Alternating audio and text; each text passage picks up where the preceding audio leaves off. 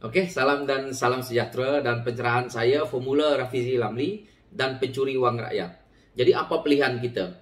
Hari ini saya lihat di media sosial yang mana ramai mereka-mereka yang mengkritik, ramai juga cyber trooper yang membuat komen-komen tentang saudara Rafizi Lamli berkenaan dengan isu formula.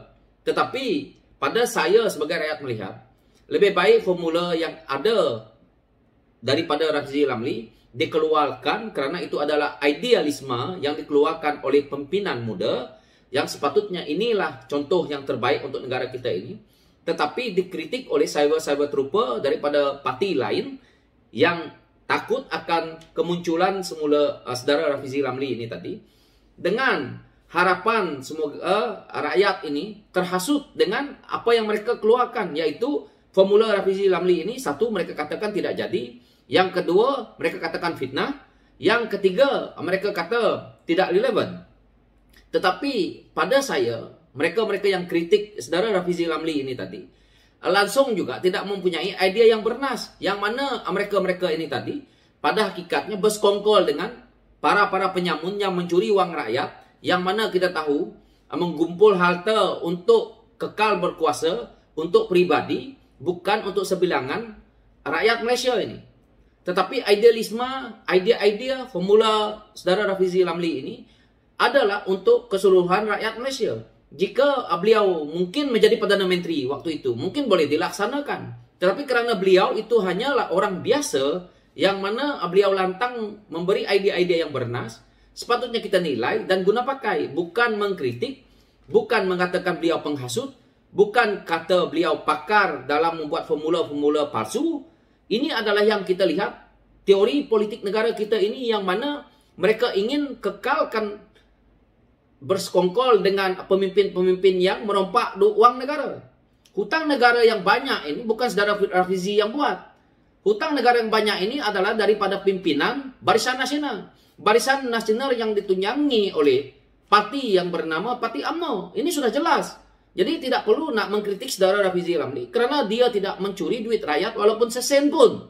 Tetapi mereka yang lantang bersuara ini mencuri wang rakyat, yang mana hari ini rakyat yang terpaksa bayar.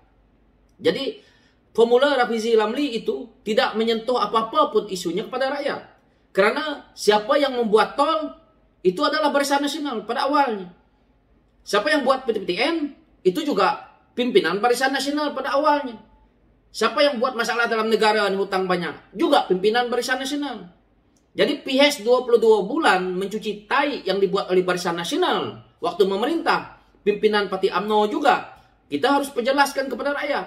Jangan cerita formula saudara Rafizi Lamli.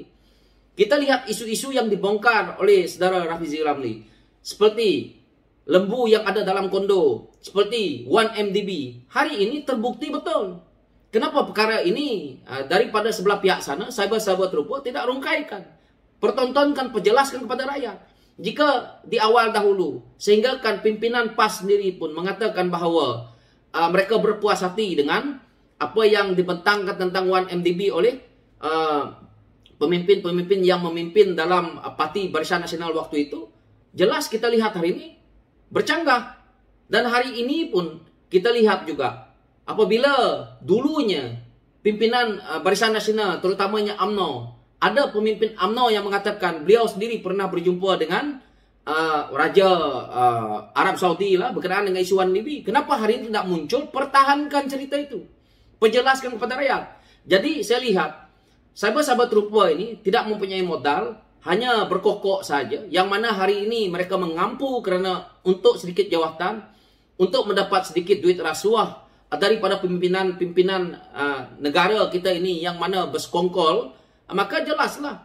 Jadi ini yang saya sebagai rakyat lihat, kenapa saya memilih untuk bersama dengan saudara Rafizi Lamli dalam menilai perkara ini, bahawa pembohongan kepada rakyat itu tidak perlu lagi kita teruskan, tidak perlu lagi kita menggunakan sosial media ini untuk nak menipu rakyat. Jadi penerangan-penerangan yang sebenarnya perlu diperjelaskan kepada rakyat supaya rakyat paham.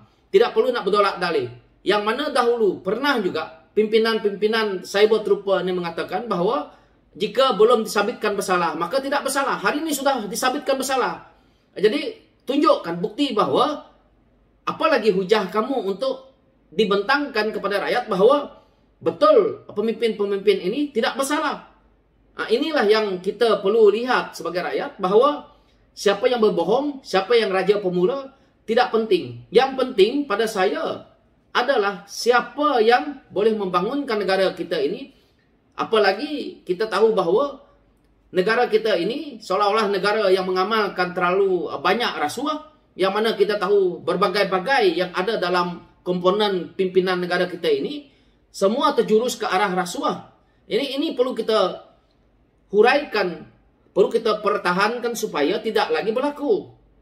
Tetapi hari ini kita pertahankan mereka yang menyamun duit rakyat, dan kita pertikaikan saudara Rafizi Ramli dengan formula beliau. Padahal saudara Rafizi Ramli tidak mencuri sesen pun uang rakyat, tetapi pemimpin-pemimpin yang dipertahankan ini tadi mencuri. Boleh dikatakan setiap saat kita perlu membayar hutang yang telah pun dibuat. Jadi apa bezanya? Jadi apa masalahnya? Saudara Rafizi Ramli tidak menyentuh pun masalah-masalah ini. Itu yang saya perkatakan tadi. Yang kita sebagai rakyat melihat. Contohnya, yang membuat-buatkan perkara ini adalah pimpinan Barisan Nasional.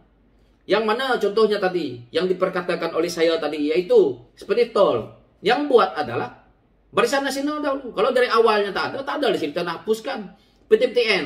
Kenapa jadi macam tu? Karena dibuat oleh pimpinan Barisan Nasional juga. Apalagi soal-soal harga barang, soal-soal harga kereta yang dipertikaikan oleh yang mana saya lihat di sosial media bekas Perdana Menteri kita. Ini adalah perlu ditunjukkan caranya, ataupun harga minyak contohnya. Ini adalah berlaku, dan formula-formula yang dikeluarkan oleh saudara Rafizi Ramli adalah jelas karena beliau mempunyai fakta yang jelas.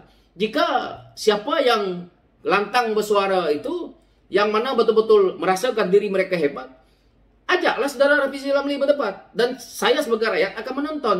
Jangan hanya komen, jangan jadi macacai yang hanya mampu untuk mengomen, lepas tu tidak tahu asasnya cerita, tetapi hanya fanatik kepada parti sendiri, tetapi tiada hujah untuk menjawab. Jika berani menjawab, maka keluarkan hujah Anda, seperti mana saya menjawab ini tadi. Maka saya sebagai rakyat akan menyokong jika idealisme yang dikeluarkan itu adalah bertepatan dengan apa yang kita mau, apa yang kita lihat, apa yang dibuktikan. Tetapi apa yang kita lihat hari ini, yang mana dipertikaikan selama ini, kerosakan yang ada dalam negara ini memang jelas dibuat oleh pimpinan yang lama, yaitu Barisan Nasional. Jadi dipersalahkan PHS apabila PHS memerintah yang dikatakan hancing, yang dikatakan cukuplah 22 bulan, ini adalah sebab mereka-mereka ini tidak dapat mencari makan dalam kerajaan waktu itu. Jadi hujah mereka adalah agar PHS itu jatuh, tetapi yang menguntungkan hanya mereka. Jadi pimpinan negara ini perlu ada perubahan daripada mereka-mereka yang memang berkelayakan, memang mereka yang mempunyai idealisme, yang mereka yang betul-betul memperjuangkan isu keseluruhan rakyat. Negara ini bukan milik satu orang, negara ini milik kita bersama.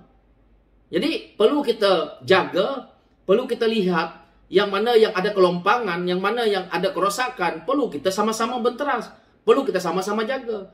Bukan mencerita isu kaum, isu agama, isu menjatuhkan orang lain yang tidak berfakta. Hari ini apa yang berlaku di sini? Politik ini terlalu kotor kepada segerintil nih. Yang mana mereka hendak menjaga pemimpin mereka yang rasuah, pemimpin mereka yang merompak duit rakyat, tetapi rakyat yang lain sengsara. Banyak lagi rakyat seperti di Sabah Sarawak hidup merana kerana keborosan, penipuan, pembohongan yang dilakukan. Jadi inilah yang kita sebagai rakyat perlu lihat dan nilai. Saya suara lantang mengkritik perkara ini kerana saya lihat mereka ini begitu takut dengan kemunculan saudara Rafizi Ramli. Apa yang nak ditakutkan kalau betul beliau tidak betul, perlu disaman ataupun perlu diambil tindakan, itu saya setuju. Tetapi jika kamu yang mengkritik itu hanya mengkritik ataupun saya buat rupa upahan yang mendapat 20 sen daripada hasil yang kamu buat, lebih baik hentikan kerana ini akan merosakkan generasi yang akan datang. Generasi yang akan datang adalah anak cucu kita yang nak merasakan perkara ini, yang nak membayar hutang. 1 MDB yang perlu kita bayar sehari 5 juta, 8 juta. Jika tidak tubuhkan 1MDB itu dulu, adakah masalah ini timbul? Tidak kan? Jadi senang aja ceritanya. Jadi masalah-masalah ini ditimbulkan oleh pimpinan siapa? Pimpinan Barisan Nasional. Kenapa perlu mereka nak buat perkara ini? Karena mereka nak mengambil duit daripada komisen-komisen yang ada. Itulah isunya. Jadi tidak perlulah nak membohongi diri sendiri, tak perlulah nak membohongi rakyat. Saya yakin dengan sosial media yang ada hari ini, jika Pakatan Harapan ataupun PKR berjaya menerokai, maka semakin ramai pengundi atas pagar, anak-anak muda akan faham, orang-orang tua di kampung akan memahami perkara ini. Jadi justru itu mungkin kita tengok kelembapan yang ada di negara kita ini berkaitan dengan isu-isu internet ini. Pembangunan negara kita ini sengaja mungkin dilambatkan oleh pemerintahan yang lalu. Karena takut rakyat menjadi bijak. Jadi saya tidak nak membebel panjang, tapi ini hakikat yang mana saya mempertahankan apa yang dilakukan oleh saudara Rafizi Ramli. Kerana saya berharap akan muncul lagi Rafizi Ramli yang lain yang boleh kita lihat dan boleh kita bina negara kita ini bersama dengan bertujuan untuk generasi akan datang. So itu pencerahan saya berkenaan dengan isu ini, dan saya harap apa yang saya perkatakan ini memberi manfaat kepada kita semua untuk kita memikirkan ke depannya bahawa negara ini perlu kita ubah supaya menjadi lebih baik seperti negara-negara maju yang lain. Sekian, terima kasih. Thank you.